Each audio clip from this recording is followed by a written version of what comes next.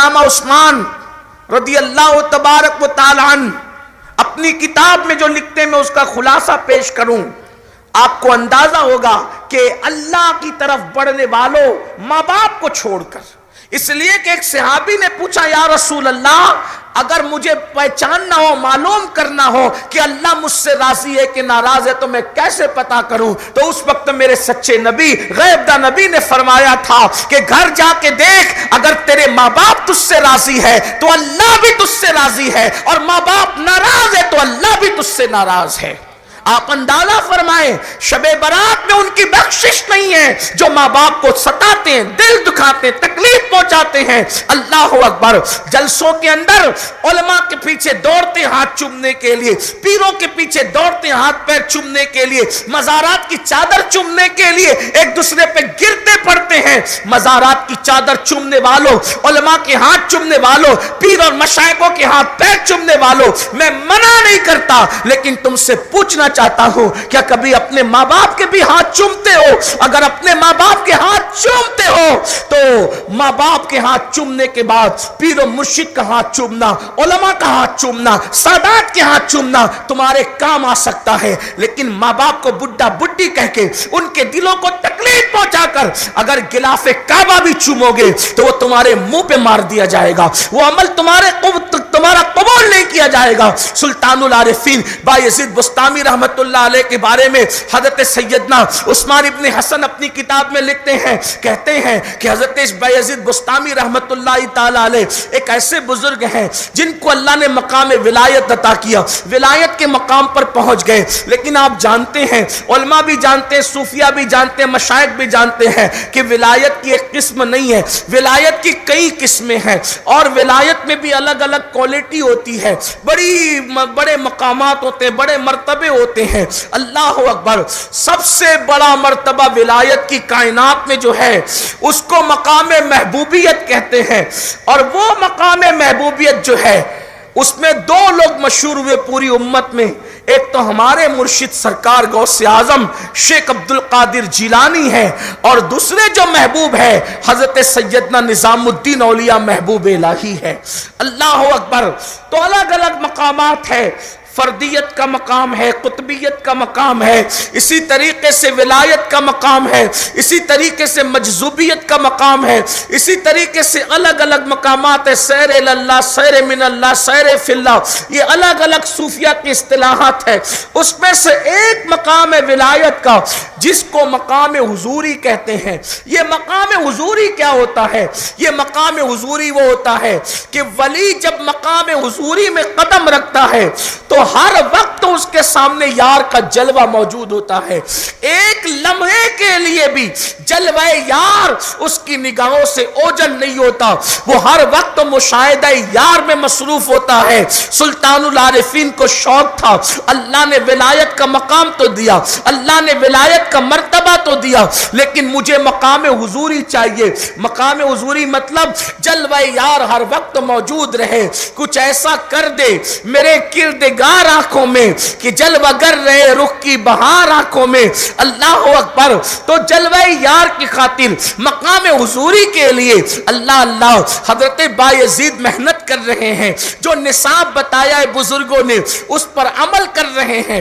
بالآخر ذہن میں ایک بات آتی ہے، اور جو ذہن میں بات آئی وہ یہ کہ برسوں سے محنت کی ہے، روزے بھی رکھتا ہوں، عبادتیں بھی کرتا ہوں، پھر ماں کی خدمت بھی کرتا ہوں، پھر ماں کے لیے کچھ کمانا بھی پڑتا ہے۔ ماں کے پاس آئے اور ذہن میں بات آئی، اگر میں یہ سارے جنجال سے نکل جاؤں، میں یہ ساری چیزوں سے نکل جاؤں اور رات دن عبادت عبادت عبادت کروں تو مجھے مقام حضوری جلدی سے مل سکتا ہے۔ ماں کے پاس آتے ہیں، امی کے پیر پکڑ کے کہتے ہیں امی مجھے مقام حضوری چاہیے۔ ماں نے بڑی سادگی سے کہا مطلب کیا بیٹا؟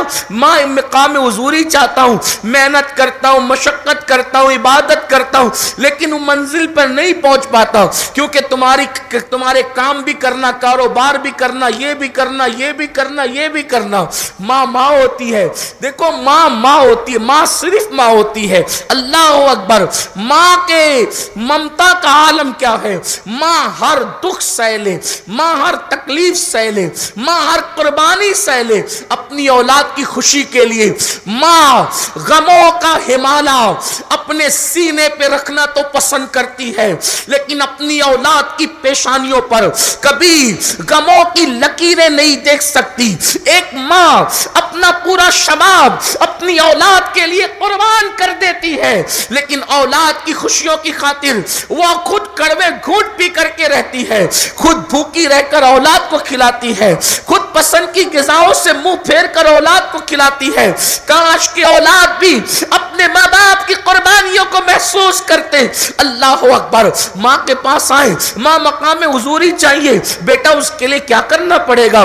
امی مصروفیتوں سے نکلنا پڑے گا, رات دن عبادت کرنی پڑے گی. تو ماں اگر آپ اجازت دے دیں, آپ اپنے حقوق معاف کر دیں تو میں جنگل میں چلا جاؤں, راتوں دن اللہ کی عبادتیں کروں. حضرت بایزید نے پوچھا, ماں ہوتی ہے. ماں نے کہا, بیٹا اگر تم کو یہ لگتا ہے کہ میرے پاس سے جا کر تمہیں خدا ملے گا تو پھر میں اجازت دیتی ہوں, جاؤ میری طرف سے اجازت ہے, جتنی باتیں کرنی کر لو. حضرت بایزید بسطامی علامہ عثمان ابن حسن لکھتے ہیں کہ تقریباً 30 یا 40 سال تک بایزید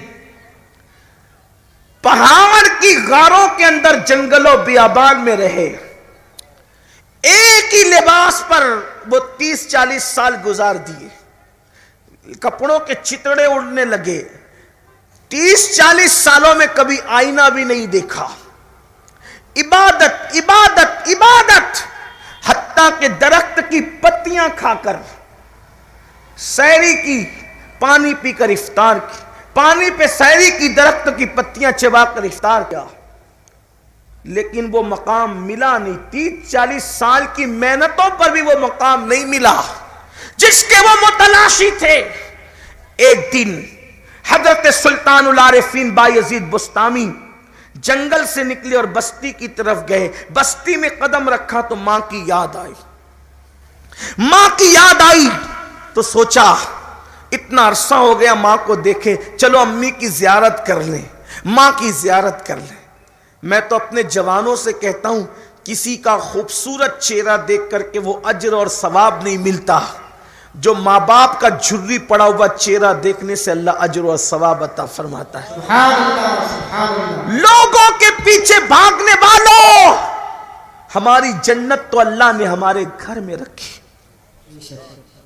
کامیابی کے متلاشیوں, ہماری کامیابی تو ہمارے گھر میں ہے. کہاں جا رہے ہو؟ کس قدر دنیا پرست ہوئے, خدا چھوڑا, نبی چھوڑا, ماں باپ چھوڑا, قرآن چھوڑا, دین چھوڑا, مذہب چھوڑا, مسلک چھوڑا, سب سے دور بھاگ کر کہاں جاؤ گے؟ ایک دن موت ہے, ایک دن اللہ آتی ہے, ایک دن 2 گز زمین میں لیٹنا ہے. اللہ اکبر. سلطان العارفین بایزید بسطامی جیسے ہی بسطام کی سرزمین کی بستیوں سے گزرنے لگے, ماں کی یاد آئی. دل نے کہا چلو امی کی زیارت کر لیتے ہیں. فوراً شیطانی وسوسہ آیا, امی مر گئی ہوگی, اس لیے کہ 30-40 سال ہو گئے, میں بوڑھا ہو گیا, وہ تو پہلے سے بوڑھی تھی, مر گئی ہوگی. پھر دل نے خیال آیا, شیطانی وسوسے کو ختم کیا, چلو مر گئی ہوگی تو قبر پہ فاتحہ پڑھ لیں گے, کیونکہ ماں باپ کی قبر پہ جانا بھی تو کوئی بات ہے نا.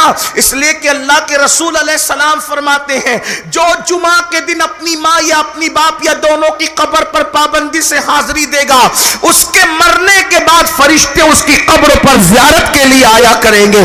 اس لیے مرنے والوں کو بھولا مت کرو, مرنے والوں کو یاد رکھا کرو, اور ہر وقت ان کے لیے دعا کیا کرو. ماں باپ کے لیے تو خاص دعا کرو. میرے آقا فرماتے ہیں صلی اللہ علیہ وآلہ وسلم, جس نے نماز پڑھی اور ماں باپ کی مغفرت کی دعا نہیں کی, اس کی نماز زمین اور آسمان کا دی جاتی ہے، اس کی نماز ادھوری اور نامکمل رہتی ہے۔ اس لیے اپنے ماں باپ کے لیے دعا کیا کرو نماز کے بعد۔ آقا علیہ السلام فرماتے ہیں جو مالدار بننا چاہتا ہے وہ ہر نماز کے بعد ماں باپ کی مغفرت کے لیے دعا کیا کرے۔ جو چاہتا ہے کہ اللہ اس کی عمر میں برکت عطا کرے تو اس کو چاہیے کہ وہ ماں باپ کی مغفرت کے لیے دعا کرے۔ ماں باپ زندہ ہیں تو سلامتی کے لیے دعا کرو، مغفرت کی دعا کرو، اور مر گئے انتقال ہو گیا ہے تو ان کی قبر میں جنت اور راحت کے لیے دعا کرو، ان کی مغفرت کے لیے دعا کرو۔ جیتے جی بھی مغفرت کی دعا کرنا چاہیے، مرنے کے بعد بھی مغفرت کی دعا کرنا چاہیے۔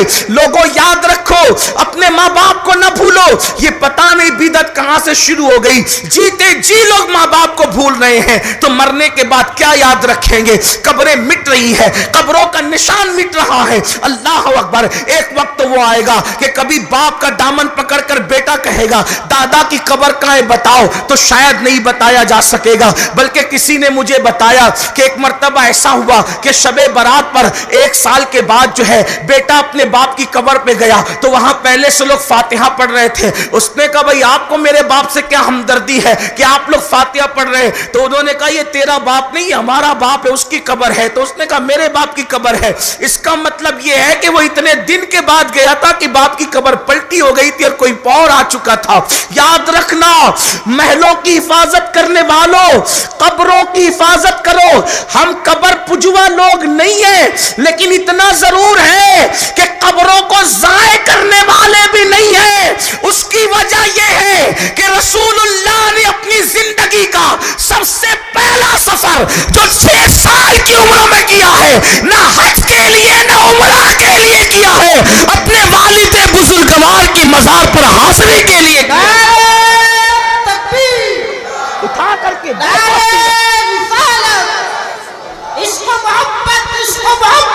سیرت مصطفیٰ اٹھا کر کے دیکھو، اللہ کے رسول نے 6 سال کی عمر میں سفر کیا۔ پھر حجۃ الوداع کے موقع پر حج کو جا رہے ہیں تو ام المومنین سیدہ عائشہ صدیقہ فرماتی ہیں کہ حج کے موقع پر میں نے دیکھا رسول اللہ کا چہرہ ایسے تمتما رہا تھا جیسے 14ویں رات کا چاند بدلی سے نکلتا ہے۔ میں نے پوچھا آقا اتنے خوش کیوں ہیں؟ تو فرمایا میں اپنی امی کے مزار پر حاضری کے لیے گیا تھا اور اللہ نے میری خاطر ان کی قبروں سے ان کو باہر کیا۔ میں نے آواز دی تو وہ قبر سے باہر تشریف لائی اور میرا کلمہ پڑھ کر وہ میری امت میں داخل ہو گئی۔ حضور ماں کے مزار پہ جا کر اتنا خوش ہو رہے ہیں۔ لوگ کہتے ہیں کلمہ پڑھ کے مسلمان ہو گئی، ہم نہیں مانتے اس بات کو۔ ہم یہ کہتے ہیں وہ تو مسلمان پہلے سے تھی، وہ مسلمان پہلے سے تھی، امت محمدیہ میں داخل ہو گئی، ملت ابراہیم پر تھی، لیکن امت محمدیہ میں داخل ہو کر خیر امت کا شرف بھی پا گئی۔ یہ بات ہے۔ لوگ کہتے ہیں وہ نبی کی ماں کافرہ تھی، ہم نے کہا تو اپنے ایمان کی خبر لے۔ کہا کہ کافرت، نبی کے ماں باپ بھی کافر ہوتے ہیں۔ ارے چور ڈاکو کے گھر میں ولی پیدا نہیں ہوتا، کافر کے گھر میں سید الانبیاء کیسے پیدا ہو سکتے ہیں؟ لوگوں کو بات کرنے سے پہلے سوچنا چاہیے۔ پھر لوگ کہتے ہیں قرآن حدیث کی بات کرو، یہ لفاظیاں نہ کرو۔ میں نے کہا حدیث اٹھا کے پڑھو، تفسیر اٹھا کے پڑھو۔ حضرت سیدنا موسیٰ علیہ السلام جب فرعون کے محل میں گئے تو اللہ اکبر، ہر دائی کا دودھ پیش کیا گیا۔ موسیٰ علیہ السلام نے منہ پھیرا، کسی دائی کا دودھ نہیں پیا کیونکہ وہ مشرکہ تھی، وہ کافرہ تھی، وہ فرعونی تھی۔ حضرت موسیٰ نے کسی کا دودھ نہیں پیا۔ پھر حضرت موسیٰ کی بہن محل میں پہنچی اور کہا کہ میں ایک ایسی دائی کو جانتی ہوں کہ جو بچہ کسی کا دودھ نہیں پیتا اس کا پی لیتا ہے۔ تو حضرت موسیٰ کی امی کو لایا گیا، فرعون کو نہیں معلوم تھا یہی ماں ہے۔ فرعون نے کہا اے دائی اگر ہمارا بچہ تیرا دودھ پی لے گا تو ہم تجھے محل میں رکھیں گے اور ہر روزانہ تجھے درہم عطا کیا کریں گے۔ پھر حضرت موسیٰ ماں کی گود میں آئے اور پھر ماں کا دودھ شوق سے پینے لگے۔ ہم پوچھتے ہیں جب موسیٰ کو اتنا شعور ہے کہ وہ کسی کافرہ اور مشرکہ کا دودھ نہیں پیتے تو جانے موسیٰ محمد الرسول اللہ کی شان کا عالم کیا ہوگا۔ بس فرق اتنا ہے، توجہ کرنا، فرق اتنا ہے کہ حضرت موسیٰ نے کسی کافرہ کا دودھ نہیں پیا اور جانے موسیٰ کی شان یہ ہے کہ جس کا دودھ پی لیا اس کو فرما. یہ بڑی شان. اسی لیے تو میرے امام کہتے ہیں سب سے اولا وہ آلہ ہمارا، سب سے بالا وہ آلہ ہمارا نبی، اپنے مولا کا پیارا ہمارا نبی، دونوں عالم کا دولہ ہمارا نبی، خلق سے اولیاء، اولیاء سے رسول، رسولوں سے آلہ ہمارا نبی. اللہ کے رسول علیہ السلام نے اپنے والد کے مزار پر حاضری دی، والدہ کے مزار پر حاضری دی، شہداء احد کی قبروں پر حاضری دی. اللہ کے رسول علیہ السلام خود تشریف لے گئے. بخاری اٹھا کر کے دیکھیں، آپ کو پتا چلے گا، سیاہ اٹھا کر دیکھیں، شہداء احد کے مزارات پر آپ کی حاضری دینا، جانا، امت کے لیے مغفرت کی دعا کرنا ثابت ہے.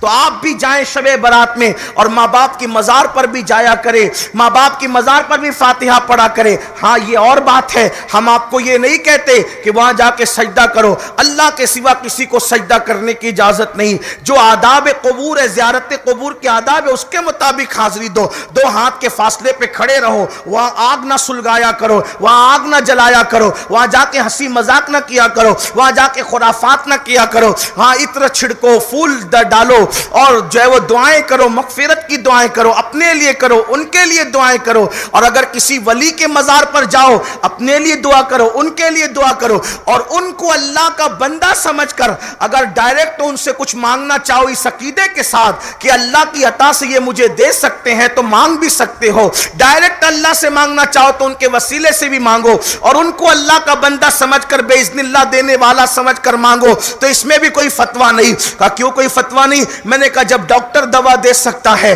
تو ولی کچھ کیوں نہیں لے سکتا؟ اسی لیے میرے امام بڑی پیاری بات لکھتے، کہتے ہیں حاکم حکیم داد و دوا دے یہ کچھ نہ دے، حاکم حکیم داد دوا دے یہ کچھ نہ دے، مردود یہ مراد کس آیت خبر کی ہے؟ یہ تو لایا کہاں سے ہے کہ حاکم تو داد دے سکتا ہے اور حکیم دوا دے سکتا ہے اور محبوبان بارگاہ کچھ نہیں دے سکتے؟ یہ کتنی حیرت کی بات ہے. لیکن لوگ کہتے ہیں وہ کیسے سن سکتے ہیں، وہ کیا سن سکتے ہیں. یہ ایک بہت دور کی بحث آ جاتی ہے، پھر میں اس میں نہیں پڑھنا چاہتا، حالانکہ میرے پاس اس کے حوالے سے دلیلیں بھی ہیں. ہمارے پاس اہل سنت کے پاس 1450 سالہ ذخیرہ موجود ہے. لیکن ایک بات میں آپ سے عرض کر دیتا ہوں، آپ کو بات سمجھ میں آ جائے گی.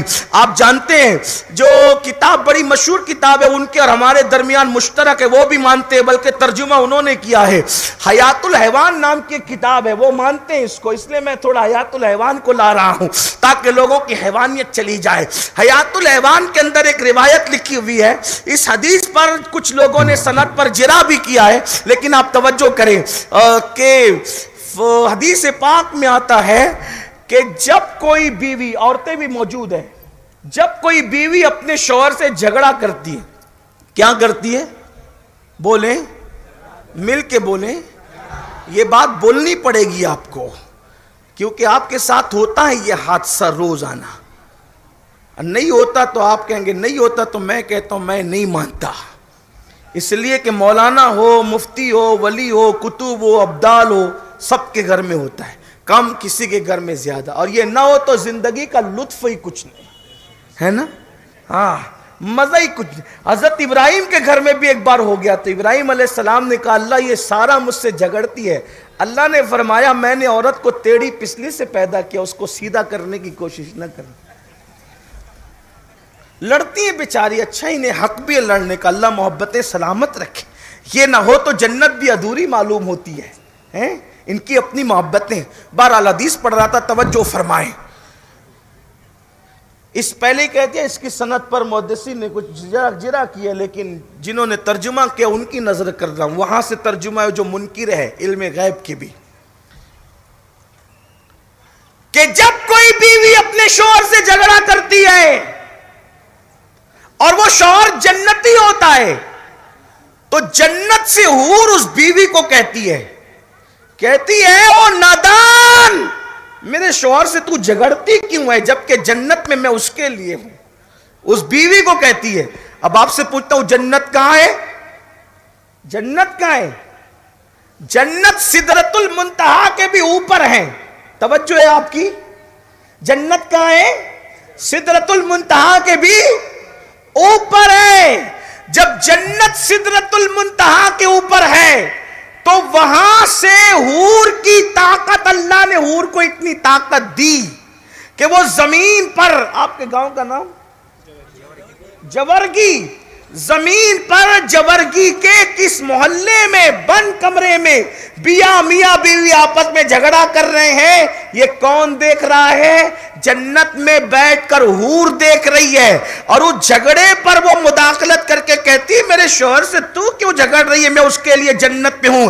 اب بتاؤ، جب جنت کی حور کو اللہ نے اتنی طاقت عطا کی ہے تو اپنے محبوب محمد رسول اللہ کو دیکھنے اور سننے کی کتنی طاقت عطا کی ہوگی؟ شیخ عبد القادر جیلانی کو کتنی طاقت ملی ہوگی، معین الدین غریب نواز کو کتنی طاقت ملی ہوگی، حضرت محبوب الہی کو کتنی طاقت اور قوت ملی ہوگی۔ اس سے پتا چلا تو پہلے آپ حدیث پہ نظر رکھیں، نادانی کے ساتھ لوگ کچھ بھی باتیں کر دیتے ہیں، وہاں جاتے ہیں تو وہ تو مٹی کا ڈھیر ہے، وہ تو سنتے نہیں، وہ تو یہ نہیں، وہ تو وہ نہیں۔ یہ خرافات بند کرو، قرآن اور سنت کی طرف نظر رکھو۔ اللہ اکبر۔ تو بات دور نہ نکل جائے، عرض یہ کر رہا تھا، ابھی میرے عنوان پر میں نہیں آیا، جلدی سے عنوان کی طرف آتے ہیں۔ حضرت سلطان العارفین بایزید بسطامی رحمت اللہ تعالی علیہ نے سوچا کہ امی سے ملتے ہیں، فوراً شیطانی وسوسہ آ گیا، امی کا تو انتقال ہو گیا ہوگا، برسوں بیت گئے، 30-40 سال ہو گئے، امی سے کیا ملیں گے؟ پھر خیال آیا دل میں چلے نہ صحیح ماں زندہ نہ ہو تو قبر پر چلے جائیں گے، قبر پر حاضری دیں گے۔ بالآخر سلطان العارفین اپنی ماں سے ملنے کے لیے اپنے محلے کی طرف بڑھتے ہیں، اور جب محلے کی طرف بڑھے تو وہاں گئے تو کیا دیکھا؟ ماں کا جھوپڑا سلامت تھا، دل کو قرار آ گیا۔ مکان سلامت مطلب مکین سلامت، جب تک کہ مکین مکان میں رہے گا سلامت رہے گا۔ بیٹھ گئے، سوچا ماں کو جگاؤں کہ نہیں جگاؤں، دیکھو یہ اللہ والے ہیں، ماں کو دستک دے کر اٹھاؤں کہ نہیں اٹھاؤں، ماں سو رہی ہوگی، 30-40 سال کے بعد آئے ہو اور ماں کو اٹھا کر کے نیند خراب کرتے ہو، نہیں بیٹھو بایزید انتظار کرو۔ بایزید بسطامی انتظار کرنے لگے، جیسے ہی گھر میں چلنے کی کسی کی آہٹ آئی، آہٹ کی آواز آئی، فوراً سلطان العارفین بایزید بسطامی رحمت اللہ تعالی علیہ نے دروازے پہ دستک دی۔ دروازے پہ دستک دی تو پتہ ہے کیا ہوا؟ اللہ اکبر، میرے آقا صلی اللہ علیہ وآلہ وسلم کے دیوانوں، یہ ماں ہے، اسے ماں کہتے ہیں۔ 30 یا 40 سال کے بعد سلطان العارفین دروازے پہ دستک دیتے ہیں۔ جب دروازے پہ دستک ہوئی تو اندر سے آواز آئی، بایزید میرے بیٹے تو آ گیا ہے، بایزید میرے بیٹے تو آ گیا ہے۔ دروازہ کھلا، بیٹے کو موجود پایا، یقین نہیں آ رہا تھا ماں کو کہ میرا بیٹا 30-40 سال کے بعد لوٹ کر کے آ گیا۔ ماں نے دونوں ہاتھوں سے بیٹے کے گال پکڑ لیے اور ایک ہی بات کہتی ہے، تو آ گیا؟ یہ کہتے ہیں جی امی میں آ گیا۔ تو آ گیا؟ جی امی میں آ گیا۔ وجود دیکھا، بکھری داڑھی، پھٹے پرانے کپڑے، عجیب حالت تھی، گئے تھے تو کیا حال تھا، عالم شباب تھا، آئے ہیں تو بڑھاپے کے اللہ اکبر رنگ میں ڈھل کر کے آئے ہیں۔ بایزید بسطامی کی امی کو یقین نہیں آتا، ایک ہی سوال، تو آ گیا؟ یہ کہتے ہیں ہاں میں آ گیا۔ تو آ گیا؟ میں آ گیا۔ تو آ گیا؟ میں آ گیا۔ ماں کو یقین ہوا تو پھر دوسرا سوال کیا، میرے بیٹے جس مقام اور مرتبے کو پانے کے لیے تو مجھے چھوڑ کر کے گیا تھا، کیا وہ مقام اور مرتبہ تجھے مل گیا؟ اس منزل پر تو فائز ہو گیا؟ اس وقت بایزید بسطامی کو پہلی بار احساس ہوا کہ میں تو اتنی باتیں کر کے رہ گیا۔ آنکھ میں موٹے موٹے آنسو منڈلانے لگے، مزگاں پر آنسوؤں کے ستارے جھلملانے لگے۔ ماں نے جیسے پوچھا وہ مقام حضوری ملا؟ تو کہتے نہیں امی وہ مقام مجھے نہیں ملا۔ کتنے سال ہوئے امی؟ 30-40 سال ہوئے، نہ لباس تبدیل کیا، نہ آئینہ دیکھا، یہ بکھرے ہوئے بال، یہ کپڑوں کے چتڑے، یار کی محبت میں، لیکن وہ مقام ملا نہیں جو چاہتے تھے۔ ماں تڑپی، وہ ہاتھ کے اندر اسی طریقے سے گال تھے اور پوری جذبات کی کیفیت میں رات کی آخری پہر میں آسمان کی طرف نگاہ اٹھی اور ممتا بول پڑی، مولا دیکھ تو صحیح تیری طلب میں میرا بیٹا کتنی محنت کر رہا ہے، مولا ایک ماں کی دعا ہے، یہ